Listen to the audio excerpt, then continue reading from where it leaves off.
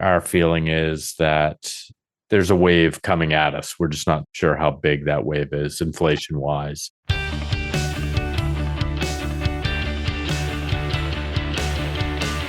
I am Reese Tisdall, and this is The Future of Water, in which we talk about all the ways which companies, utilities, and people are addressing the challenges and opportunities in water. This is episode 124.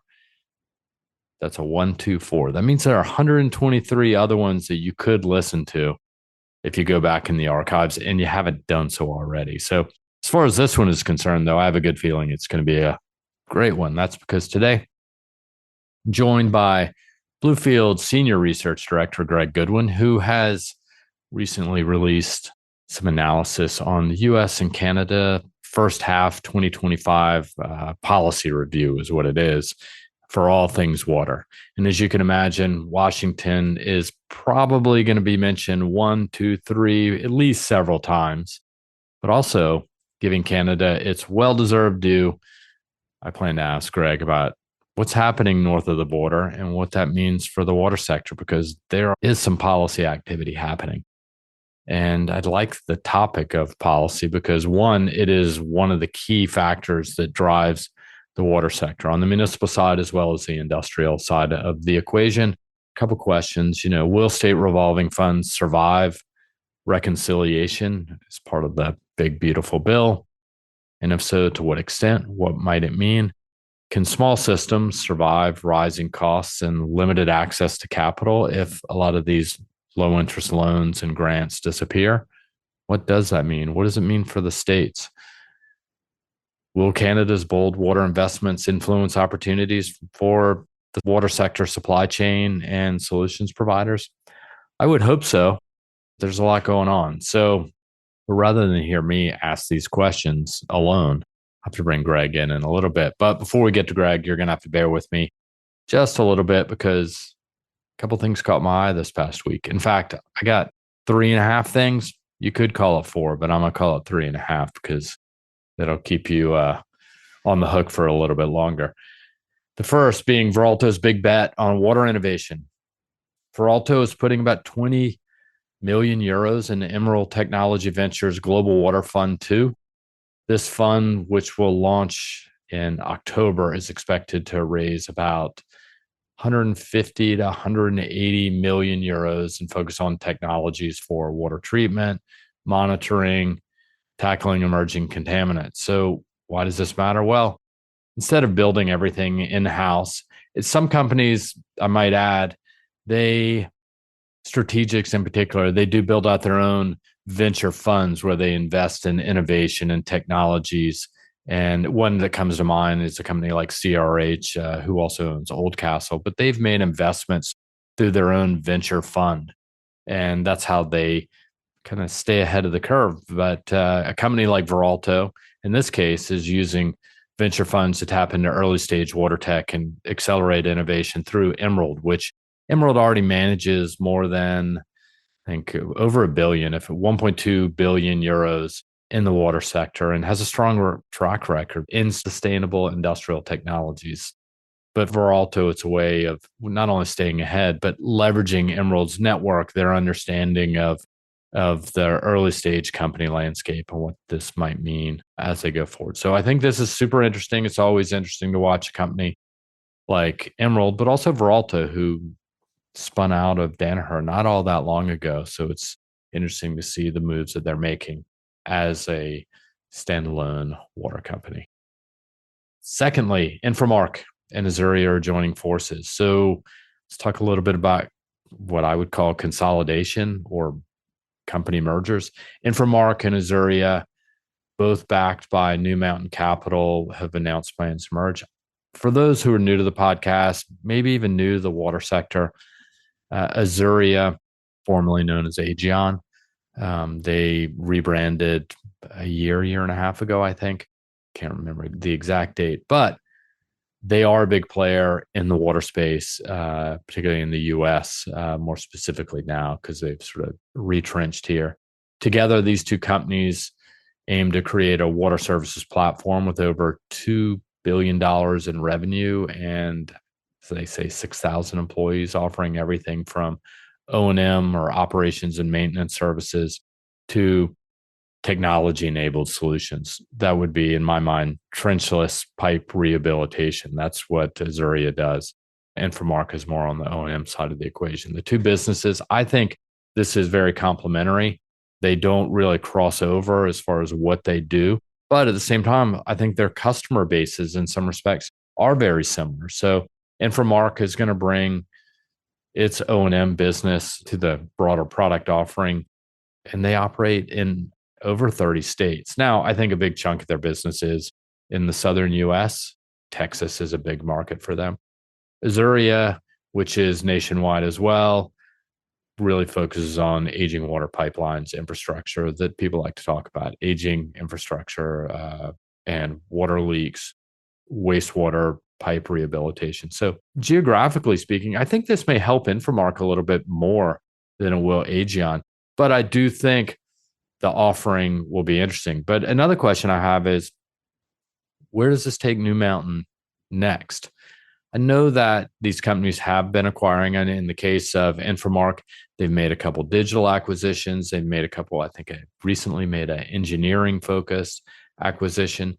So the platform is getting stronger. It's big. This is a big, $2 billion of revenues in the water sector as pure plays means that, are they going to do an IPO? IPO market is not so hot these days. Will they package it together and sell it off at some point? It's been, about 5 years since New Mountain has pulled these in. So I'm certainly the industry is watching. And it's also a sign of how private equity is shaping U.S. water services in the landscape. When you look at companies like KKR has some investments. We've also got Science Water is another player. You've got Ridgewood is another one. Those are just a couple that come to mind, and where they're playing in the water sector, everything from services and hardware to utility ownership in some cases. My last newsworthy item, I think, is that Ofwat gets the axe. And the big news out of the UK, that's where this is coming from. Ofwat is a water regulator, and it's being abolished. This follows an independent review that, quite honestly, slammed the regulator for failing to rein in these private water companies. Utilities is what we're talking about. As I always say, the UK is the most privatized water market in the world. And they also slammed Ofwat. The review slammed the regulator because of mounting pollution, soaring bills for the customers, and quite honestly, just public outrage. I mean, it is in the news every day. The public is outraged. So the plan is to replace Ofwat with a single, more powerful watchdog hopefully with some teeth this time, that merges functions from multiple agencies to streamline oversight. Why now? Well, serious pollution incidents in England jumped about 60% last year, reportedly. So that's one. So people can't go to the beach because they can't swim in the water in some cases. Although the water's pretty cold. I don't know who's doing it in the UK. God bless you. And secondly, Thames Water's on the brink of collapse, right? We've talked about it on this podcast with my colleague Chloe Meyer several times, but it's come up time and time again. Thames Water, its debt loads are massive. They've been paying out dividends to investors, and the public is not happy. So it'll be interesting to see what happens if the regulator is in fact able to block ownership changes, enforce stronger financial requirements. But the kicker still is, what does this mean for customer bills and rates, and what that might mean? So I like these three topics. I don't typically do three, but what ties these stories together is a simple reality. The water sector is transforming on what I see are three fronts. Innovation is accelerating through strategic investments like Veralto's. Scale and integration are definitely a playbook for private equity, but for the sector as a whole, how does scale help deliver better, more efficient solutions, as seen in the case of Infomark and Azuria? Then lastly, in the UK, the governance is being rewritten. And it's not just the UK. We're seeing it in the US for good and bad reasons. But in the case of Ofwat, it's being rewritten to address decades of regulatory failure and shortcomings. And at the end of the day, restore public confidence. Isn't that what it's really all about? We need people to rely on, with some comfort and security, on their water utilities and systems, that they can trust it, not only the tap water that they're drinking, but also for their ability, as I said, it's summertime, to be able to go to the beach and swim in the water and not worry about getting sick or ill. So those are my three news takeaways. I do want to throw one more thing in there. I guess this is the half point. Take it as a half or a full, but Bluefield just released its Europe Industrial Forecast, Europe Industrial Water Market Outlook, Trends, Drivers, Forecast from 2025 to 2030. This insight report is pretty comprehensive. It's well over 100 pages, looking at 12 manufacturing verticals. It provides our transparent methodology, how we did it, gives you the numbers, takes a look individually at the markets themselves, the verticals, what's driving growth, what are the opportunities, and there are some detailed company profiles as well. So this time, we're looking just at Europe, the countries across Europe, those key verticals. We've already done it in the US. The hottest topic to date in the US has been high tech, data centers, and semiconductors. You've heard from my colleague Amber Walsh, who's been on actually 2 or 3 of the last 5 podcasts we've recorded. So if you're interested in that, we will have the Europe team on probably next, I suspect, since this was just released yesterday. So if you're interested in that, you can always go to bluefieldresearch.com to learn more about it. But also, there's a contact us form. Send us a contact form if you're interested in it. And with that being said, let's talk to Greg Goodwin about what's happening in policy in the US and Canada. All right. So I'm joined here by Greg Goodwin. Greg, what's going on? Not too much, Reese. It's a summer Friday. Can't complain. Yourself? Yeah, it's been a little, well, it's going to be a smoker today, I think. Today, I biked in, and so the afternoon's going to be a little wet going home, I'm afraid, but that's the way it goes. But what I wanted to bring you on for, and it's sort of quick, this came up earlier in the week. We were talking, and a couple of things. One, there's a lot happening in policy. I know we recorded a podcast several episodes ago, sort of what's happening in Washington. That's the first point. The second being that you have recently worked on what did we talk about? Is it a semi-annual, biannual policy review? What are we calling it these days? I think either semi or biannual would fit. Once every 6 months, basically. Once every 6 months, we're taking a look at the policies in the US and Canada, what's happening, what are the main things that are shaping the market. We're also doing it in Europe as an aside. But in your case, you've been more involved in the US. So we've just released it. I believe it just hit the sort of the wire in the last day or two. One of the things, and I'll just start with the one thing that jumped out at me was Canada. So in all due respect to Canada and giving them the credit they deserve, we're going to give Canada headline news and talk a little bit about their policy. So what's happening in Canada, and why does it matter? Sure. So I think in the past year or so, and particularly in the last 6 months, there have been a number of initiatives in Canada to address both things that are related to, internal kind of water quality that is always a perennial issue, but also kind of the evolving relationship with the United States. So one thing is last year they did create a new agency called the Canada Water Agency, which I think is meant to kind of house some of the water quality issues under like one singular sort of federal organ.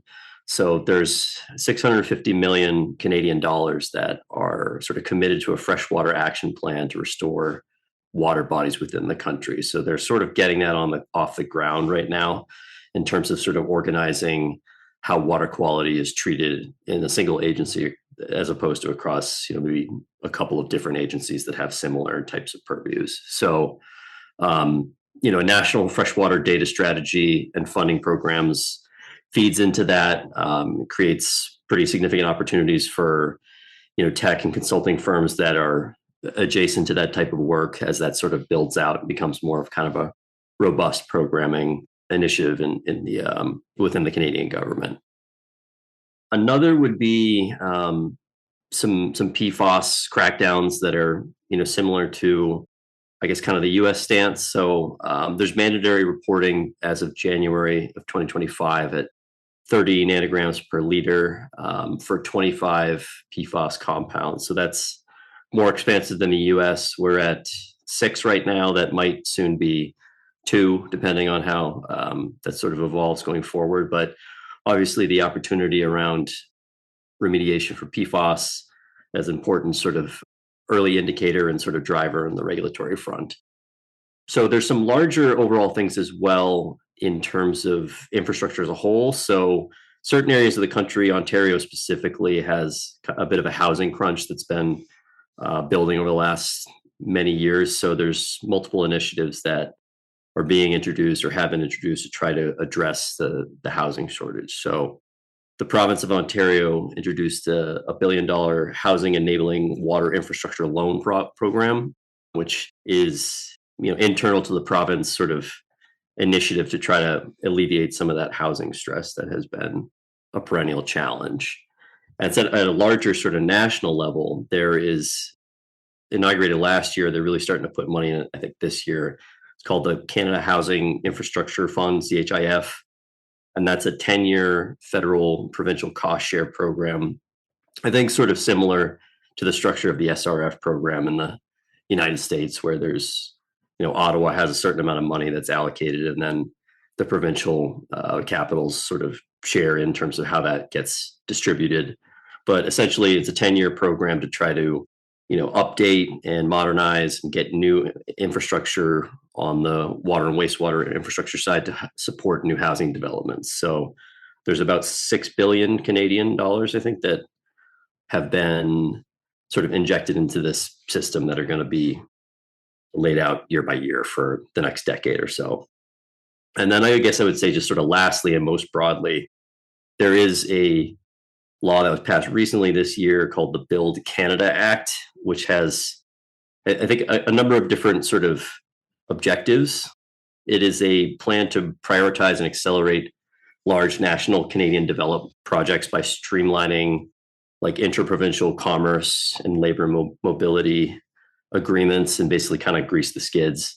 It's definitely driven in part by sort of the developing relationship with the United States, all the concerns about trade and certain rhetoric that has occurred over the last 6 months or so, with the goal of being able to be more flexible, accelerate projects as necessary. Kind of there's a national security element to it for sure. So it's intended to kind of move things forward out of Ottawa quicker than the status quo prior. So that's kind of, I think those are the major things that we've kind of seen in the last, say, 6 to 12 months on the Canadian side.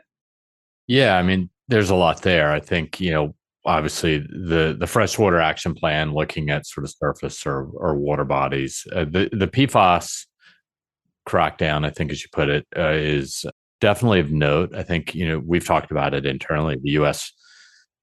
has been kind of at the forefront, maybe because there's just more PFAS here. But for regulatory wise, over the past 5 years, whether it be included in the Infrastructure Investment and Jobs Act, but even at the state level, we've seen a lot of activity. But now we're seeing that happening more broadly or internationally outside of the U.S. Canada is, to your point, setting standards, targets. We've seen more activity in Europe, a lot of interest in that space as well. And then I think Australia as well. What my hunch is that those markets, because of their regulatory frameworks, the role of governments, and more top-down approaches, they're going to move ahead. So ultimately, those may be maybe not the scale, but they may be better markets of opportunity when it comes to that. I don't want to get out of line, but I think that might ultimately be the case, because in the US, which is obviously where we are, in giving the state of policy in Washington, sort of to your last point, it feels like we're a sandcastle on the beach to some extent, policy wise and regulatory wise, where things are eroding at the edges. Right. I mean, the signal's a little bit blurry at the moment. And then I think to your point before, the probably the announcements of available funding to when it hits the ground may likely be quicker in some of these other countries that have more of a top-down approach and smaller populations and maybe less red tape to go through in terms of actually getting a project up the ground. Yeah, and I think the Build Canada Act, and if I understand this correctly, I mean it's basically a way of sort of like build American, buy American. It's the inverse of that, right? It's, hey, let's solidify our own, supply chains or solutions. Am I correct in saying that?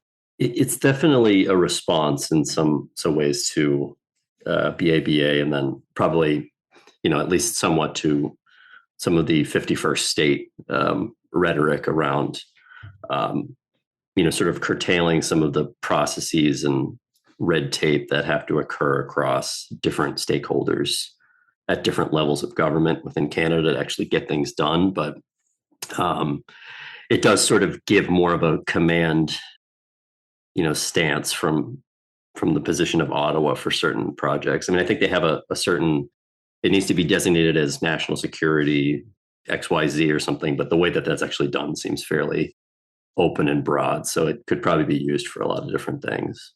Yeah, and I don't want to speak out of turn here, and I think a little bit about this. We talk a lot about the role of or impacts of executive orders and tariffs, obviously, and we have a lot of clients who are interested in that. We've had a lot of conversations with teams, groups, but also individuals as they're trying to read the tea leaves. What do project pipelines look like? What does pricing look like? What are the impacts? And feeling is that there's a wave coming at us. We're just not sure how big that wave is, inflation wise, and impacts. But I think what I'm really getting at is in the case of Canada, we know of a couple instances, at least, with this gets less play. And where I'm going with this is there are Canadian companies, they've resourced or sourced products, equipment, solutions from the US to Canada. And I know there are a couple of instances where the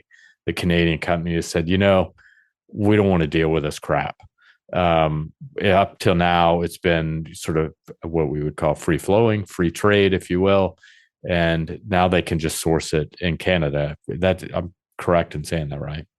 Yeah, I think anecdotally, we know of a few folks that we've worked in on sort of the consulting side who have made those types of comments of, maybe a longstanding project or sort of contract that existed between, West Coast US and say British Columbia. They will no longer, I mean, just because it's the uncertainty is probably the biggest thing there of we don't want to deal with, is this going to cost X, Y, or Z based on what tariff announcements come out sort of piecemeal. We'd rather just kind of go with what we know internally to sort of Canadian business, and there's no uncertainty there, even if it's maybe a slightly higher price in the immediate term. Long term, it might be cheaper. So it's definitely an ingredient that's making business decisions more complicated and shifting relationships based on kind of how things have developed in the last 6 months. So let's change gears a little bit. Let's go south of the border, that is of Canada, and let's look at Washington for a second. I think a big topic of conversation, obviously, is the status of the triple B, the big beautiful bill, and what that means for water. I know there's a lot to do before there's any determination of exactly what it means, but do we have a quick position or take on what it may or may not mean, and where are water related dollars exposed to this? Sure. So that specific reconciliation bill passed on the 4th of July. It's obviously a symbolic move there. I mean, overall, it's a very sweeping bill that has more to do with kind of tax structure and a lot of sort of social spending. when it comes to sort of the water side, I mean, I think the things that are probably most relevant is the stance on energy and incentives for, whether it's definitely a shift away from clean energy initiatives that have happened over the last 10, 15 years and back towards traditional extractive industries, oil and gas, even in coal. There's incentives to try to revive and sort of push those forward. So I would say certainly like within what we look at for industrial water, there's a lot of money and sort of incentives thrown in for getting rare earth minerals and other sort of extraction for both defense and industry that are within that. So those industries will definitely see some money kind of getting funneled their way. So we might see an expansion in sort of how those develop, and obviously all sort of the add-on water needs that are part of those industries that we look at. One interesting thing around the industrial vertical specifically, I would say would be semiconductors. So there was an investment tax credit, I think, as part of the CHIPS Act that was for 25% for building the plant before the end of 2026. That's been bumped up to 35%. So there's definitely incentives for that production of plant facilities to, move before the end of next year. So you might see a bump on some of that plant planning and sort of siting and movement to kind of get things going there. Probably not siting, that's way too far back in the timeline. But anyway, there's movement to kind of get that going forward. Yeah, one thing just to interject for a second, I was just looking at the news yesterday. I think even Intel had announced that it was pulling investments out of Europe and focusing more on the US. And that may be part of it. So they can, to the extent they can accelerate activities in the US to benefit from that. I had really thought about it till you just said that. Yeah, I mean, it's one of the probably not super common things within sort of some of the maybe Biden administration legislation that's being put forward and actually sort of intensified in a way in terms of sort of some of those tax incentives. So, but then I'd say on the municipal side, this particular bill doesn't have a ton that touches the EPA directly. Those fights will occur in the next, say, like 2 months as we reach the end of the federal fiscal. So those will be part of separate appropriations bills. And there's an opening card that's kind of been put on the table with that. So the House Interior and Environment Appropriations Subcommittee has a proposal that's been released around budget priorities. And so within that would be EPA. And that's obviously, that would have to go through multiple committees and get through the whole process. But what they've proposed basically is a 23% cut to the overall EPA budget. And then within that, 15.5% cut to state and tribal assistance grants, 31.5% cut to the SRF programs. That's probably the biggest one for what we talk about. And then 41% cut to the environmental and programs management account. So pretty draconian cuts to a lot of the sort of funding and sources of research and disbursement of funds that feeds into the municipal sector in the US from kind of the federal government. So obviously that is far from passing, but that's sort of a signal from what the, at least sort of the Republican side of the House is thinking right now. Yeah, I mean, if anything, it says how they feel about it and, how they feel. And I think that was the risk when we did the white paper a year or two ago. I mean, there's a real concern for the EPA. The state revolving funds, I mean, that is the one, I should have a better term for this, but it is the one well-established, long-standing channel of federal funds into the individual states. And it's left up to the states to kind of manage those.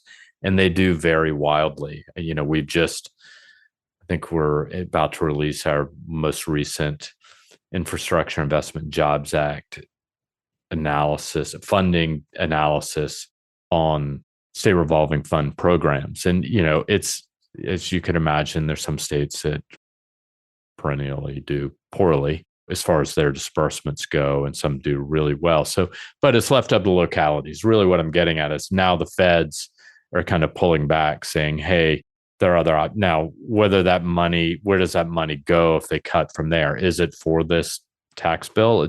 Yeah. I mean, it's basically to give others tax cuts while cutting, a key channel of dollars from these programs. So in brief, any quick takes on the cuts to SRF, state revolving funds, might mean for utilities in the market as a whole?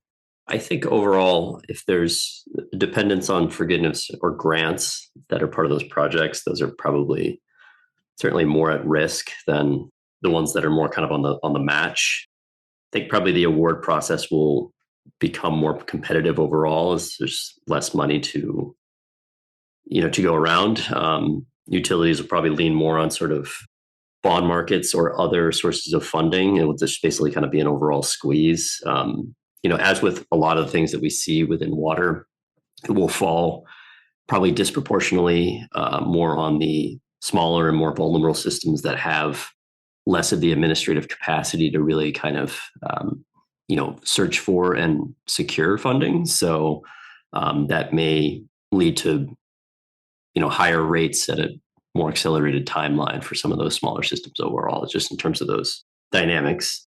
And then I think we were talking the other day, Reese, with some other colleagues, that we've looked at sort of how some of that IIJ funding has been dispersed, the timing of it. And I think we're really starting to see now that that's slowing down in terms of the disbursement speed and what's happening and sort of the overall amounts. Those are things that get updated quarterly. So there's sort of a back-looking part of the money that gets added on that is not always accounted for, but the amount of the drop is enough that it definitely seems that some of the early administrative, impoundments or attempts to rescind some of the funding are having effect on how that program is playing out. I mean, we're now in year 4 of 5 and how that was actually legislated. So I think we'd expect to see it be as sort of efficient as you'd think before the expiration date. And it's not necessarily playing out that way right now.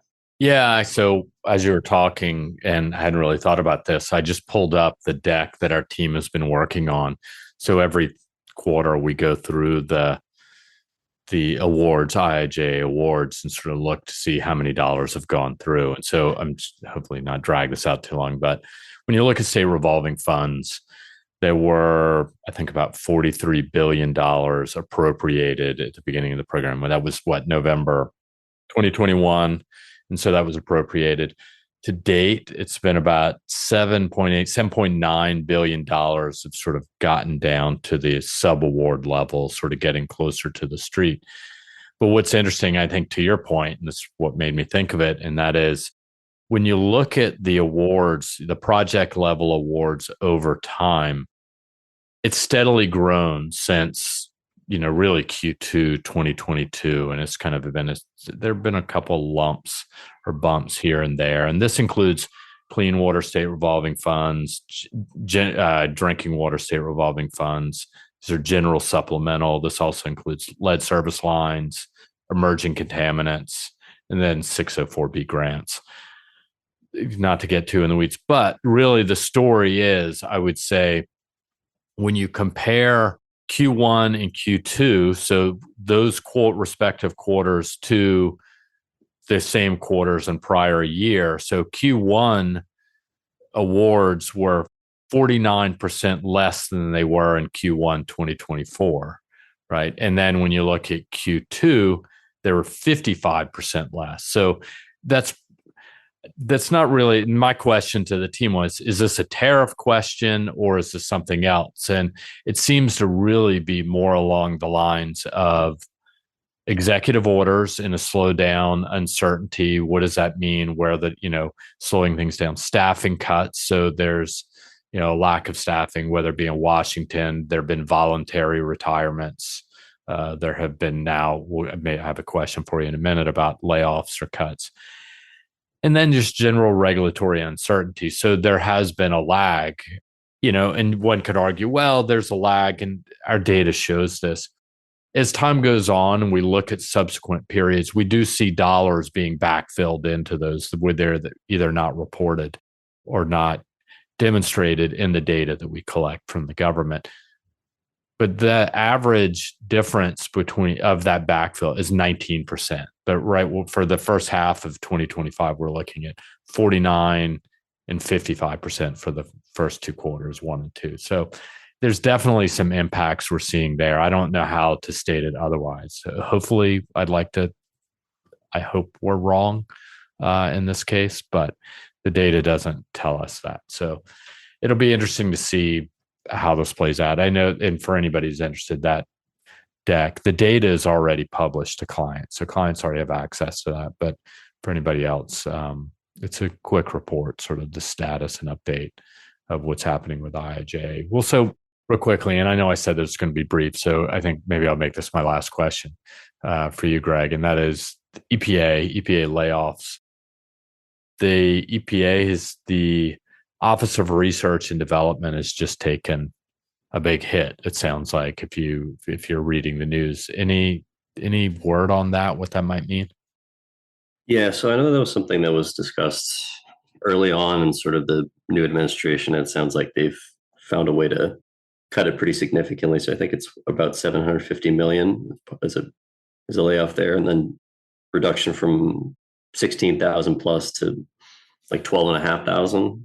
So I mean, the ORD is obviously kind of the internal science arm of the EPA and the people doing sort of the real work around regulations, formulating them, and sort of operationalizing what needs to happen. So, I mean, that seems to me to be kind of an important cut in terms of capacity to do all sort of the scientific research that's necessary for air, water, chemicals, et cetera. So, I mean, it raises the question of whether will some of that be privatized to some degree, or will it just be cut completely? I think it's probably the latter there, but it doesn't seem like a good development for the pushing out of some of the regulatory frameworks that inform how we look at sort of water quality, and particularly around things like PFAS and other emerging contaminants and so forth. So I think there had been a general consensus that sort of stuff was lagging time wise to begin with. So additional cuts would probably not be beneficial in moving the ball forward there for dealing with water quality issues in the US. Yeah, science is the enemy, I suppose. But yeah, I think to that point, you're cutting that. Sorry, and as you're thinking, I was looking back recently at kind of federal priorities, water spend over time. And one of the things I was looking at was what was federal government spend according to, I think the source Congressional Budget Office, could be General Accountability Office, I don't remember, but in what was it, 2021, I think that was the number I was looking at. The federal government put about 3.2 billion into sort of the pipeline, and that's used in a number of different ways. But comparatively, defense spending was 756 billion that same year. Transportation was 105 billion, and space exploration, who seems to have just fallen on one company now, was 23 billion. So it was sort of, I was looking at it admittedly somewhat cynically to say, why don't we care about water? I can tell you, we can live without space exploration, but honestly, we can live without transportation. Defense spending, we can live. You could kind of go dark and say we couldn't live without defense, but we can't live without water. So I thought that was interesting from a federal government perspective of where they're putting, their money. So that speaks loudly to me, at least. So these layoffs are just another indication of that. So that being said, Greg, what else you working on? What's of note in the rest of the world of waters? Make it happy if you can. That's a tall order at the moment. Let's see. No, I mean, we're doing a lot of stuff around water quality remediation in terms of research projects and different business models for setting that up, whether it be capital sales or looking into rentals or sort of long-term, sort of cost and revenue sharing options. There's a lot of different sort of innovative ways that some of these water treatment companies that are both industrial and municipal are sort of approaching the space, both in a financial and sort of project delivery perspective. So that's one thing that's going on right now. And then obviously, there's a lot that hasn't happened yet with what will happen eventually for fiscal year 2026 spend. So we'll try to stay on top of what the developments are in terms of any negotiations or how this plays out, because it could be a shutdown, it could be a series of small continuing resolutions, it could be an actual budget agreement. There's a wide range, but it'll be important to sort of stay on top of going forward. Yeah, that'll be interesting. Like I said, I think earlier you were saying they're supposed to work on this over the next 6, 8, 10 weeks. I know that Congress is quickly or suddenly on vacation for 5. Well, at least the House is. Maybe the Senate can discuss things, but yeah, I'll just leave it there. Yeah, no, I'm with you. So I think maybe to end on a positive note, go Canada. We started on a positive note for Canada. They're doing what they got to do. So if you're in the water sector, definitely an interesting market worth looking at. And yeah, that's the way it goes. But that's what we're here for. We're here to help companies and decision makers sort of wade through the morass of water policy, but also, to your last point, business strategies and opportunities and business models within the water sector. So all super interesting. There's upside, downside of all of this, and it's not just the water sector. It cuts in a lot of different ways. So, all right, Greg, I said I'd make this quick, and I've kept you a lot longer than I thought. So thanks again for jumping on, and we will talk again soon. Thanks, Reese. Have a good one. All right, that's it for today's breakdown. If you want more intel from people like Greg Goodwin and Bluefield Research's team of water experts, head over. I guess first stop is head to bluefieldresearch.com and learn more about what we do and how we help companies. You can also see some of the companies we're helping on our website. So with that, thanks for being part of the journey. This is turning out to be an interesting 2025. We're more than halfway home, and look forward to seeing what happens on the Future Water podcast for the next almost 5 months. So before we sign off, I don't say this enough. I want to thank all the people involved in making this podcast, as well as the Water Values podcast with Dave McGimsey. We collaborate closely with him. In fact, I think I'm talking to him next week for a midsummer, end of July discussion. Got to figure out what that topic is going to be, but I look forward to that. Do that every month with Dave, but he has great outside guests, not just Bluefield Research analysts like Future Water.